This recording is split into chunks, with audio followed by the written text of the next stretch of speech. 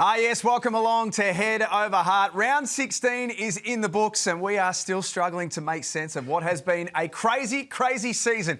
I'm Jack Heverin, the much slimmer version of Billy Brownless in the chair today, alongside the only man to play 100 games for the Blues and the Pies. Dale Thomas, hello days. G'day, Hev. Yes, I think we can also go with the more handsome version as well, and probably more knowledgeable also we can add to that. But you are right. The season this year, twists and turns at every round. You can't really go with confidence about writing anybody off because it is so even outside the top two. I'm going to ask you a pretty tough question then in that case. Who makes the 8? As I say, we're 16 rounds in, we're no clearer. Yeah, when there's one game between 5th and 12th, 13th on the ladder, it makes it very hard. The teams outside the top 8 that I think could jump in and you'd happily take them is the Giants and the Western Bulldogs, but then obviously you've got to boot a couple out. So probably Port Adelaide and Geelong for me are the susceptible sides. Yeah. But again, we could be sitting here in a month's time and could be completely wrong, completely right. And again, the conversation could be completely different. We really don't know, which has been the beauty of the year.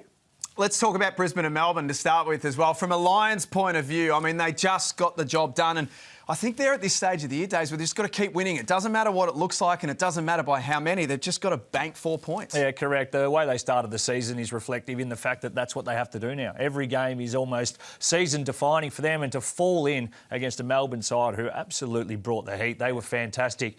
But the Brisbane Lions, they were smacked in the betting as well coming into this one. They were a short price favourite. They just got it done, and now for them, 4 wins in a row off the back of the bye. We thought they might be the side that could get on a roll a bit like a Carlton or GWS last year. They're starting to prove that and believe. How far can they go? That's the big question now. Like, is top 4 a realistic chance for them? Yeah, it is. So we see there, $2.50 they're into now for top 4 with the season being so even, and they're still the class when you think about how they went last year. Pretty stiff not to win a grand final, in all honesty. A little bit slow this year and starting to get through their gears. So the evenness of the competition has certainly helped them. When they were poor at the start of the season, no one kicked away. So now they're in the 8 for the first time this year. If it's onwards and upwards, they've got a softish draw coming up. They could be a big chance. On Saturday afternoon, Sydney looked a certainty to roll on and have another victory, but Fremantle had other ideas. They went to the SCG and beat the Swans, which not many are doing in the last couple of years. Yeah, it was a cracking game of footy, this one. The way that Fremantle came and the attitude and application, Nat Fyfe playing a tagging role, and then obviously the drama with the kick after the siren.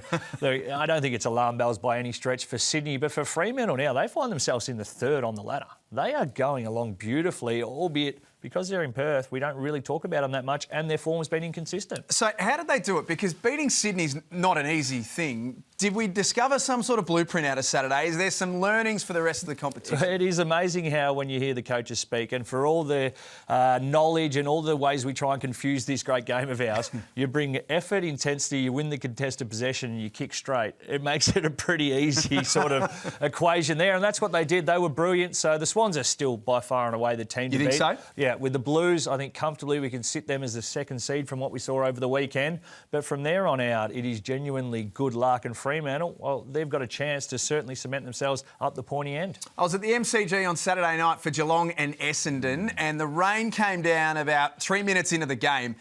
And the whole thing changed really from there. As soon as the rain came down, you almost knew that it was Geelong's game to win, and they certainly played that way. Yeah, it certainly wasn't raining cats and dogs. It was just raining cats and cats and cats and goals, if you will. They were, look, the fact that Paddy Dangerfield got off the week before, story in itself, but his impact in that game, maybe not his biggest by possessions, but the big, thick frame and his body going through those contests, Tom Stewart going through the midfield to break that half-back tag that we've seen, Max Holmes back to the half-back flank. It was a coaching masterclass from Chris Scott. And the Bombers, well, questions again. Oh, put their fans at ease, please. Can they win a final? They can win a final. They can make a final. That's probably more of a chance. $2.75 to win a final. It's actually been backed in from $3. So that was that's a big market to watch going forward, and one of the better performances on the weekend. This man's built different. You can tell us about it. Well, let's finish off with our built different player of the round. He's Noah Anderson, another fantastic performance for the Suns, and he polls well, we know that. Yeah, he does. He'll be a real smoky come Brownlow night. You can see there his markets have $35, $6.50. The Brownlow medal into $34, I should say. But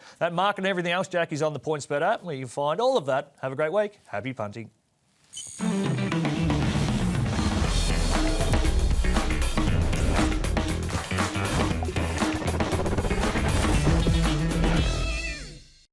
Chances are you're about to lose. For free and confidential support, call the number on the screen or visit the website.